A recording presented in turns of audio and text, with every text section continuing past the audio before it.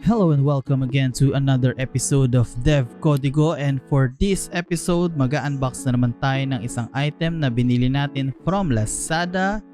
And if you want to find out what item this is, so please watch this video.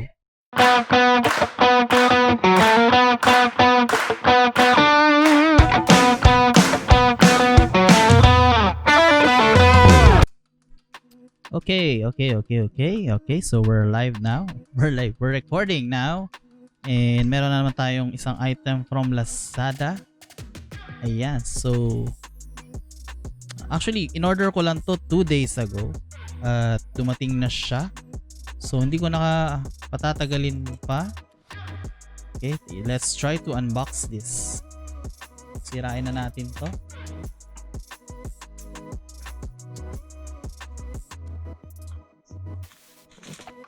So let me know kung okay sa inyo yung gantong perspective.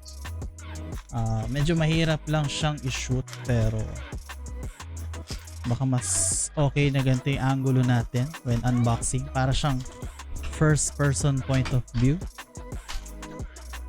Adjust ko lang yung mic ng konti. Anyway, so to give you clue kung ano tong item na to, isa siyang accessory ng mechanical keyboard.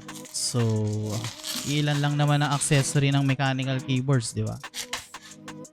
Okay, so ilalagay ko na lang din yung link ng item na ito. So yan, baka may idea na kayo. Okay.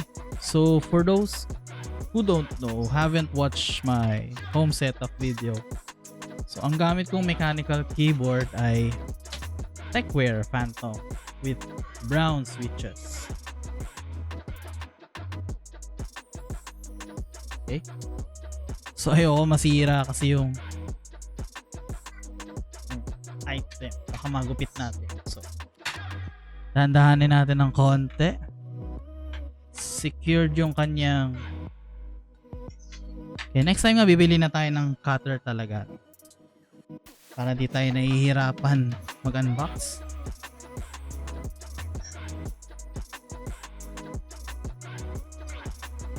Okay, so let's try from this side. Okay, yan na. Oh, there's the thank you note. Yan, so may clue na kayo kung ano tong item na to. Yan, okay. Finally, buksan na natin siya. So, mukhang hindi to yung... So, parang ginawa lang tong karton na to. Pero that's okay. Wala nang bubble wrap sa loob. And here's the item. So, isa siyang keycap for mechanical keyboards. And may sticker siyang kasama. So, dito ko siya binili. Okay, so the store is Keycaps and stuff. So mukhang may online website din sila. So keycapsandstuff.com. So shoutout sa inyo. And yan. So meron din silang thank you note.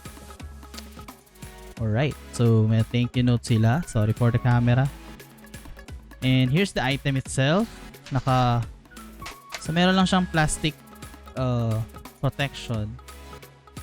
Ang binili ko is yung combination ng blue and gray. So marami silang different combinations. So pag tinignan nyo yung link na ipoprovide ko sa description box, so yun, pwede kayong pumili ng combination nyo. So kuha tayo ng sample. Ayan. So actually kasi medyo baguhan lang tayo sa mechanical keyboard. And yung napapansin ko dun sa default o dun sa kasama ng keycap nung aking mechanical keyboard, para nagiging oily siya through time. So sabi nila yung ABS keycap, ganun daw talaga yun. Ngayon tatry natin tong PBT na keycap. So I have my mechanical keyboard here. So kunin lang natin, nakasaksak siya. So hopefully wala tayong ma-turn off. So activate lang natin yung ating notepad dyan. So may kasama tong keycap puller, okay, sa likod. Kwento ko din pala, no, pinalitan ko na yung switch ng spacebar. Yung Tecware Phantom kasi may kasama siyang spare na switches. So quick check lang, ano kaya magandang key? So ayan, F9. So ito yung default na keycap. Ayan. So hindi halata pero yung ibang key, so kuha tayo ng ibang key. Say G.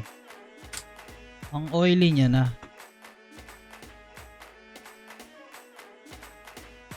Ayan o, di ba? Kita naman. Sorry for that. Siyempre, lagi mong ginagamit pag type. And dumidikit siguro yung oil. Oil from your skin to the keycap. So, ito naman ang PBT na keycap. Sorry, medyo wala tayong pang focus. And then, ito try natin ikabit dito. Okay, so pasok siya. Pasok siya. Alright, so I guess that's it for this quick unboxing. So later, ikakabit natin siya, all these keys. Although may mga extra dito kung mapapansin nyo kasi full size keyboard tong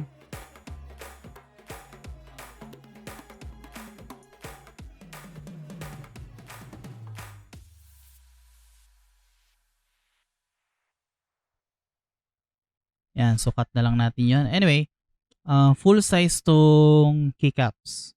Okay, so meron kang pang numpad. Ayan, lapit natin. Meron siyang pang numpad. Tapos yung enter niya, ito, nakalimutan ko anong type ng keyboard yung may gantong enter. Pero yung gagamitin natin syempre ito. Okay, so hopefully kasya lahat ng keys. And yan, so babalitaan ko kayo later on pagka kinabit na natin to.